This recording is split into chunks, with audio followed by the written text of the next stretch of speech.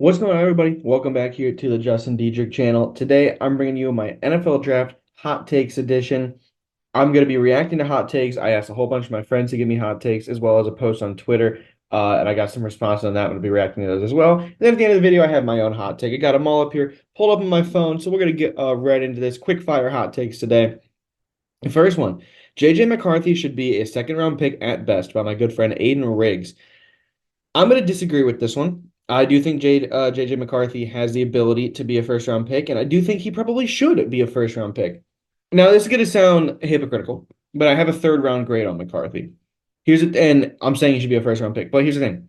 For quarterbacks, a grade in the first through third round is draftable in the first round because the essence of the quarterback position is more valuable than other positions. That's just how it happens, right?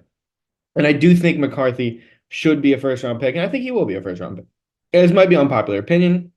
He's a really polarizing guy. A lot of people say he's just a handoff merchant, but he's got a strong arm, good athletic ability, good leadership skills. He's a winner. He just needs, and he's got good progression on his reads too. It's really just the accuracy and the pocket presence, but that can develop. So I do think McCarthy should be a first round pick. This one by a friend, Anthony Libertowski says the draft is pointless. Now, I'm not 100% sure if he's being facetious with this because I haven't talked to him in years, but if he is thinking what I mean or what I think he's thinking, he has a point. Maybe he's thinking that actually like drafting these guys and scouting them is pointless because it's impossible to know who's actually going to turn out good and who's actually going to turn out bad.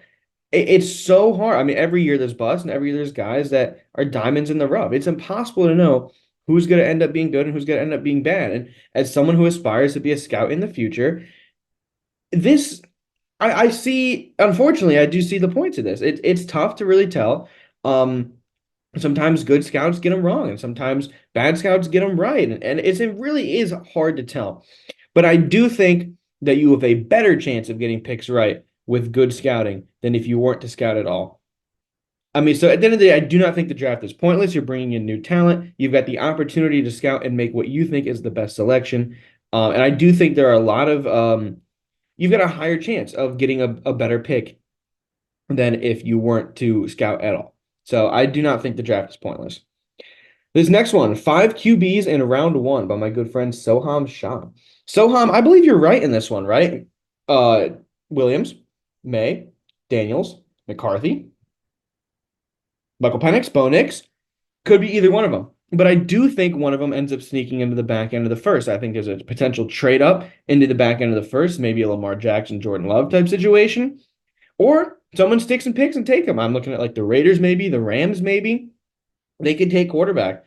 In my final mock draft, I do have one of those guys going in the first, in the late first. You will see that video tomorrow. So yeah, I do think it's possible, and I actually am going to agree with this one. I do think 5 quarterbacks go in round one. Next up here, JJ McCarthy will be a bust slash severely underperform by my friend Chase Johnson. Chase, I am undecided on this one because it is a long way off for actually being. I give quarterbacks a minimum of 3 years until I determine whether you were a bust or not. So we have that 3 years to wait. But it depends for underperform. What do you expect of him? Are you expecting all pro? Are you expecting Super Bowl? Are you expecting Hall of Fame? Are you expecting good starter or are you expecting backup? It depends on the expectations, to be honest.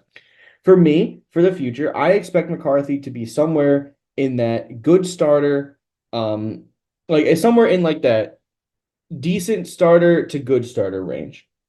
I think he could end up being a top 15 quarterback in the league with good development, or I think he could be a bottom 10. It just kind of depends. But it's impossible to put a take on that yet. So I'm going to go with undecided. This one from an anonymous Twitter user. Keon Coleman fell down boards because he's not as fast as the others. I agree and disagree. I do think that teams value speed a lot, specifically 40-yard dash and just in general running speed. And a lot of the guys you see being taken before some of the slower guys are the speedy guys, right? You're going to see Brian Thomas go before Coleman. You're going to see Neighbors. You're going to see Odunze. You're going to see Harrison. You're going to see probably Mitchell and Worthy and maybe Troy Franklin even taken before Keon Coleman. But is it just because they're fast? No. Is that part of it? Yes, but that's not the end all be all. Coleman has his own issues. Those bigger, slower receivers typically have separation issues on a route running. N'Keal Harry had those issues. JJ Arcega-Whiteside had those issues. Coleman has those same issues. He doesn't separate well on the routes. He's got an expanded route tree. He has a lot of ability to run routes and fluid hips, but he just doesn't create separation. Obviously, he's a really, really good 50-50 jump ball guy. He goes up and gets at the catch point, strong hands, and he is fast for his size. But it's the separation that's making him falling down draft boards, not the speed.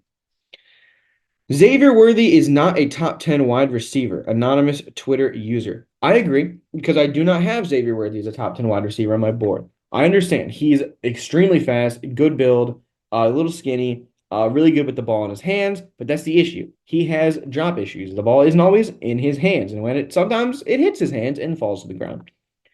I like Worthy's player archetype, but I really just I couldn't want I was watching Quinn Ewers tape and every single thing I noticed was Xavier Worthy, but not for good reason. I noticed Worthy not creating enough separation. He's got all the speed. He's not creating separation on the short to medium routes.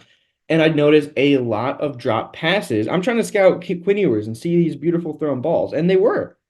And I'm seeing them just dropped, and I couldn't ignore it. So I turned on Xavier Worthy tape, and I'm not impressed. He's not a top 10 wide. He's probably 11 or 12, but he's not a top 10 wide receiver for me in this class. This last one here is from me. I know shorter video. This is supposed to be a quick fire video, so I can get one out for you every day leading up to the draft. I do not think that defense gets drafted until pick 12. Now, this is a hot take for a reason, and you're going to see in my mock draft tomorrow, my final mock draft, I do have defense going before. It's a hot take. I think it is very likely we don't see defense until pick 12. Do I think there will be? I don't know. Do I think there could be defense before 12? Yes. That's why I have it in my final mock. But for a hot take, I don't mind this because this isn't a defensive class. If you need offense, you're in luck. This class is really, really good for offense. I mean, you think those top guys, there's 5 quarterbacks who could go first round. And you're looking at receivers, Odunze, Neighbors, Harrison. Let's look at this logistically, right? Williams, May, Daniels, McCarthy will all go before pick 12. Harrison, Neighbors, and Odunze will. That's 7 already. Joe Alt probably will.